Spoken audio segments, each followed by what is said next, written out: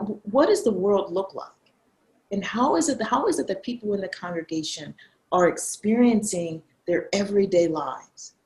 And that we don't want to not consider the fact that when people come to church, they can't just sort of, slough off all these other things that they deal with in their everyday life.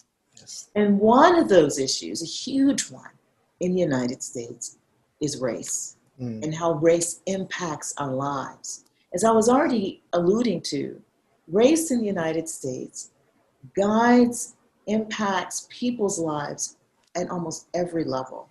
And we talk about segregation in the church or churches being homogenous, disproportionately homogenous. But we see that across other institutions as well.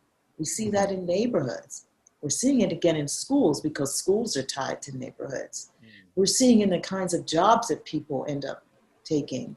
If you just pay attention to in your workplace, the kinds of jobs that people have, and if you look a little bit more closely, you'll see that those can even be racialized as well. By that I mean certain people who are part of certain groups have certain types of jobs, and people of other racial groups have other types of jobs. And those are tied to different income levels, wealth options, and all of that. Yes. So I say all that to say there are power dynamics outside the church, and those come into the church. And then the pastors, and I also recently had the opportunity to do a project called the Religious Leadership and Diversity Project, which is the most in-depth study of multiracial church pastors ever conducted.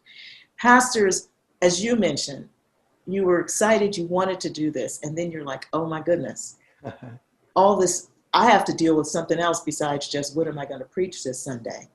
I am dealing with how people are experiencing their everyday lives, and that comes in the church. Amen. So that's sort of the overall sort of vision that we want to have, that what happens outside of the church enters into the church, and you have to be very aware of that. And race is a big part of that. Yes, and that's such a powerful image that.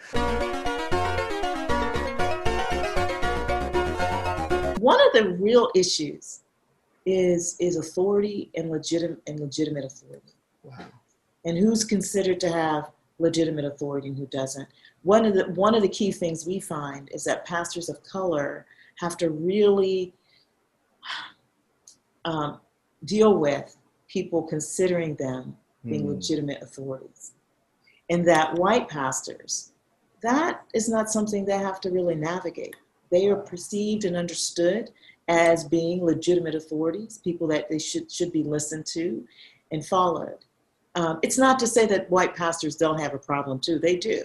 I mean, they still have to navigate white hegemony or white supremacy. They still have to navigate that in the church. But one thing they do have is they're perceived as legitimate authorities. And so this has a real profound effect, particularly on pastors of color, because it not only impacts what they can do and how they can navigate and lead their congregations, number one, but it also impacts them personally. It also it impacts people emotionally, because it's very painful to not be considered worthy of being followed, worthy of being listened to. Wow. But that, of course, also extends to congregants. Even congregants of color deal with similar kinds of pain, where what it means to be and how to express yourself in the worship context is not considered Christian or godly, and therefore deemed as being not as acceptable. So one of the key things that happens in multiracial churches is that white supremacy, and what broadly, more generally, I call white hegemony, begins to really, it dominates the space. And that is so powerful. It's so powerful.